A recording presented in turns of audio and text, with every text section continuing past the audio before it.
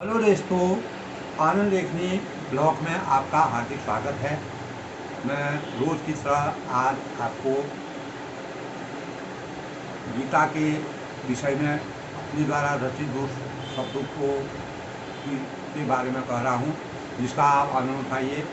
और मैंने अपने अनुभव के अनुसार इसको लिखा हुआ है और जो आप लोगों के सामने मैं प्रस्तुत कर रहा हूँ। जैसे कि हम जानते हैं, गीता हमें मुख्य रूप से गीता का ज्ञान जो है हमारे जीवन में सबसे बड़ा उससे हमको प्रेरणा मिलती है कि हम हमारे जीवन में लोभ, क्रोध, मोह से अतिरिक्त अन्याय, अत्याचार और अपने पराये के बीच खाई की समानता की सीख अपने पराये के बीच जो खाई हमारे आपस में होती है, उसकी सीख हमको गीता से प्राप्त होती है।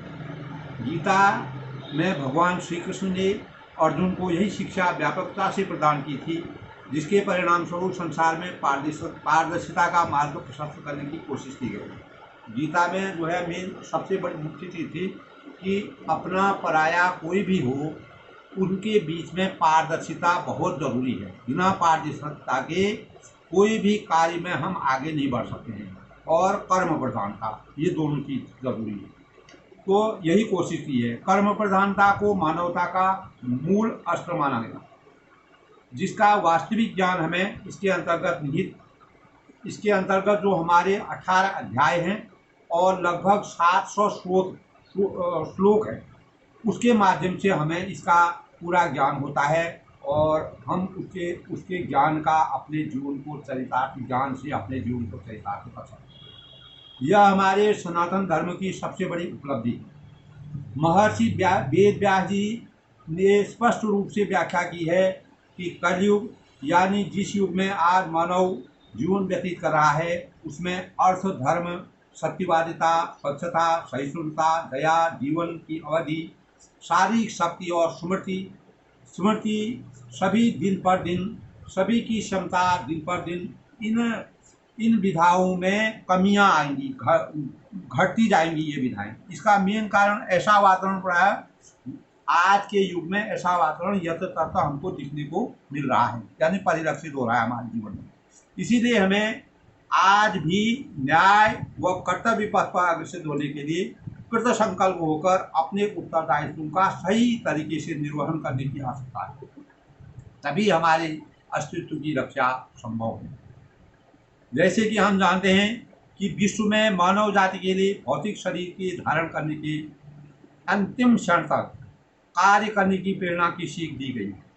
संसार में कोई भी व्यक्ति होता है, वह अपने अंतिम क्षण तक कुछ न कुछ कार्य में संलग्न रहता है। यह हमें गीता से भी इसकी प्रेरणा हमें गीता से ही मिलती है।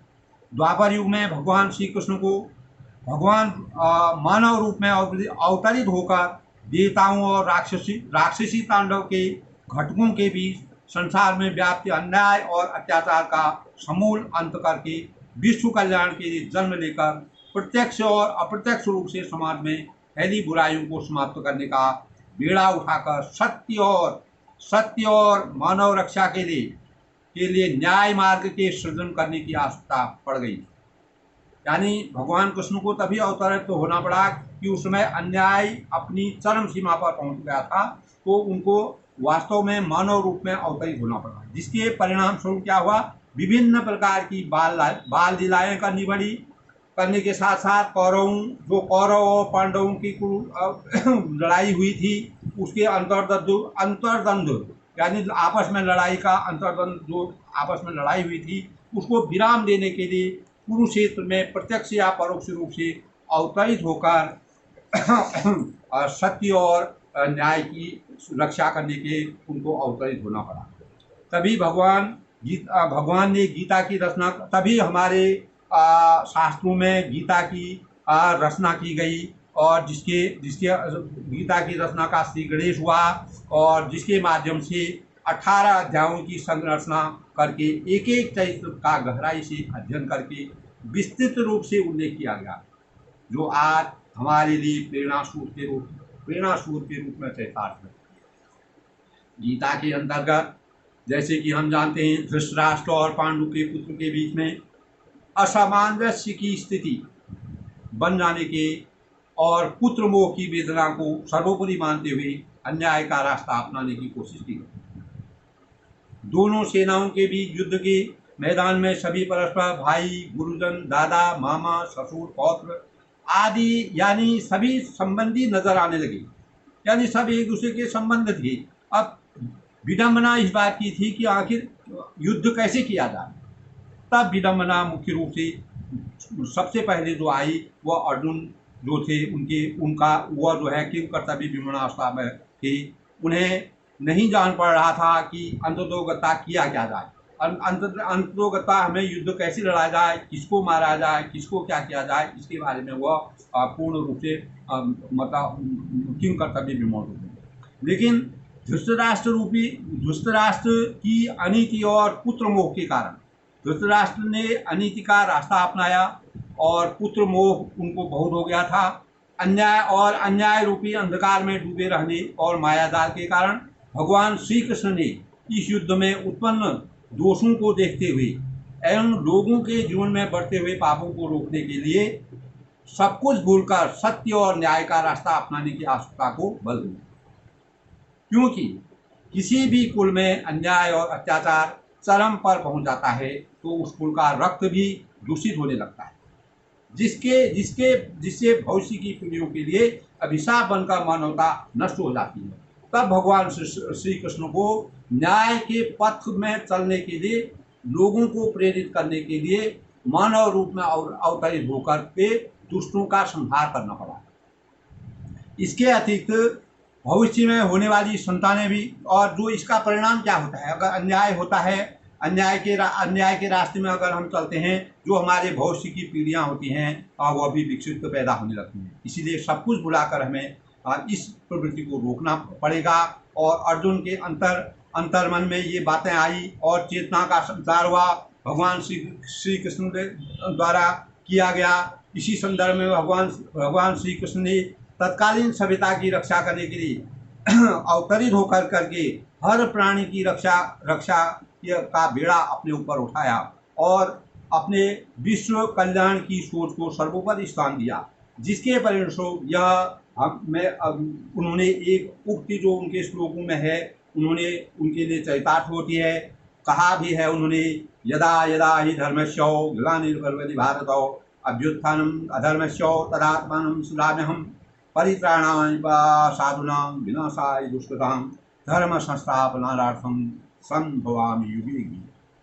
अर्थात भगवान श्री कृष्ण ने अवतरित होकर के इसके अंतर्गत उन्होंने स्पष्ट कहा है कि जब जब इस भूमंडल में धर्म की हानि और अधर्म की वृद्धि होगी, इसके अलावा सज्जनता का हनन होगा, पाप प्रचुरता में आधिक्यता पहुँचेगा, किसी न किसी रूप में संसार में अवतरित होकर मुझे स्थापत्य को स्थापित करने के लिए, यानी मानव रक्षा की स्थापना की रक्षा करने के लिए अवतरित होना ही पड़ेगा।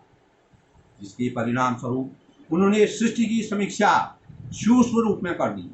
फिर भी मानव अनभिज्ञ रहता है। अगर इतना करने पर भी अगर हम आज के समय में भी अनभिज्ञ रहते हैं, न्याय और अन्याय का पथ अपनाते हैं, तो यह समय के परिवर्तन और किसी भी मानव की स्वयं की समझ की कमी का कारण है।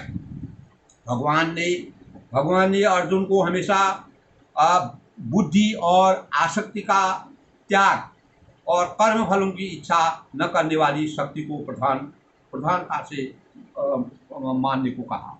हमारे कर्तव्य व अकर्तव्य को भय और अभय को बंधन और मोक्ष को यथार्थ मानते हुए बुद्धि को सात्विकी माना है, बुद्धि को सात्विकी मान लिया है। इस प्रकार से उन्होंने कुंती पुत्र को जीवन की सार्थकता से विज्ञ करवाने के लिए कृत संकल्प होकर कार्य करने के लिए प्रेरणा प्रदान की। दोस्तों, विस्तार से अगर हम गीता का अध्ययन करते हैं कि बहुत लंबा है, लेकिन मैंने अपने विचारों में इसको सूक्ष्म रूप से लिया है, जो कि आपके सामने मैं प्रस्तुत कर रहा हूँ।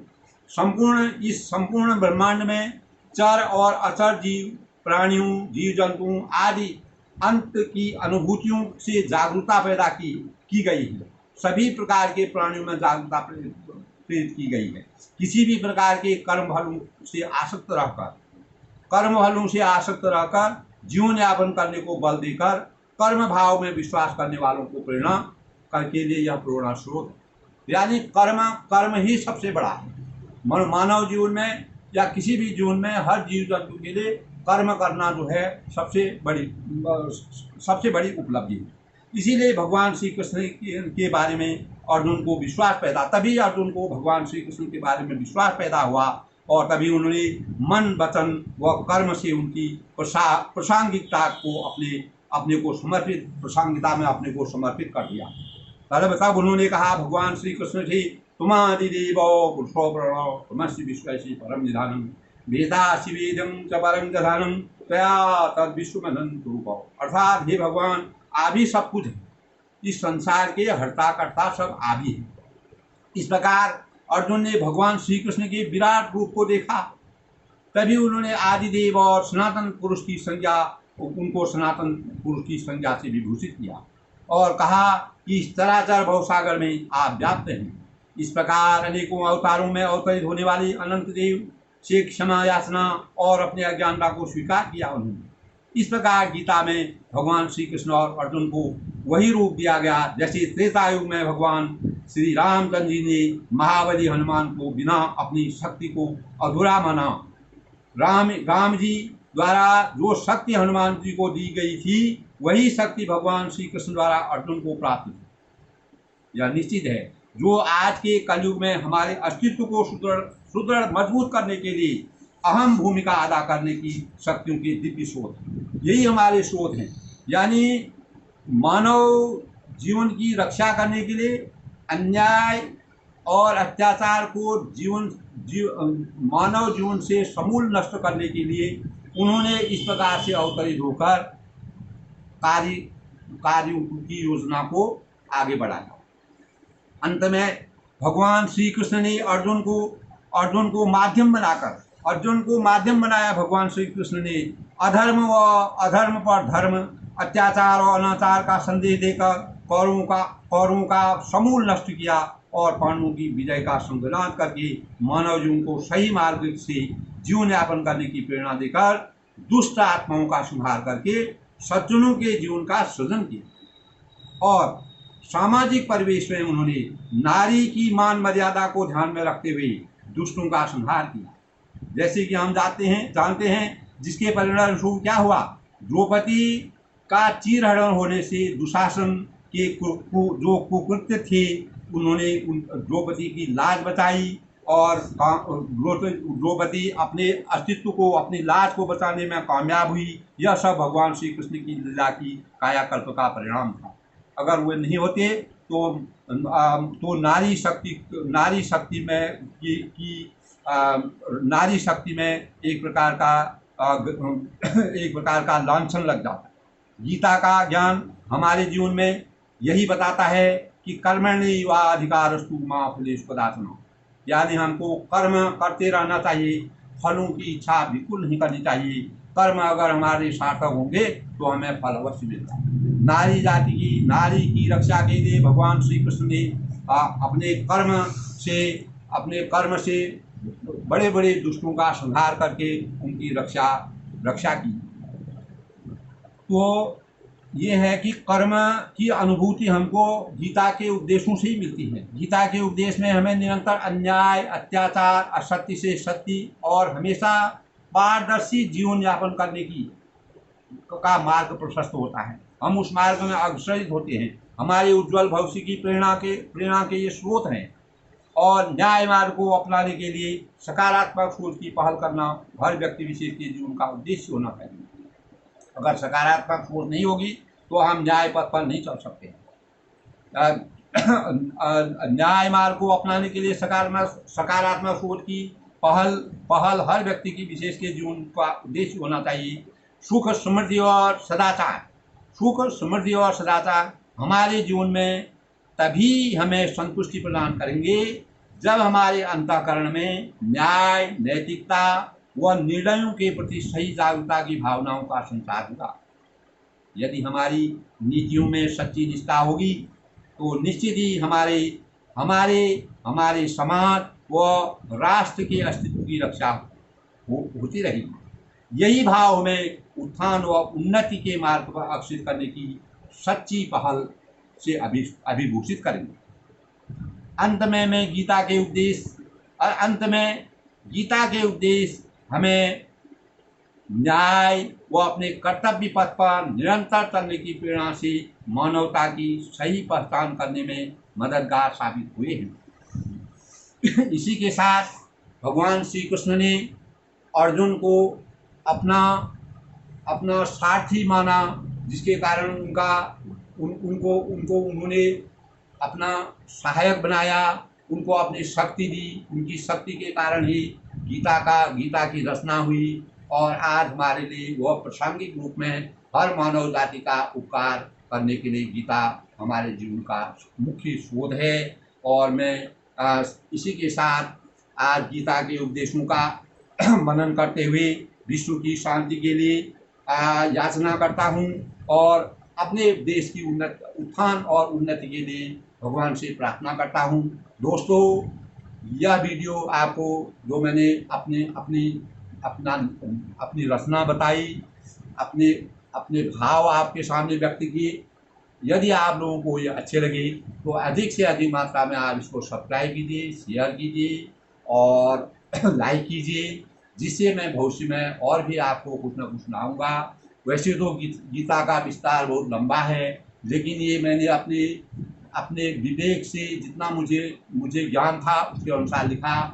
हो सकता है कि आपके जीवन में आप भी इससे कुछ प्रेरणा लें और सबका जीवन अच्छा बने और हमको गीता के उपदेशों के अनुसार अपना जीवन को सार्थक और न्याय और सत्य के प्रति हमेशा अटल रहना चाहिए। सभी का धन्यवाद, अभिवादन और अभिनंदन। नमस्कार।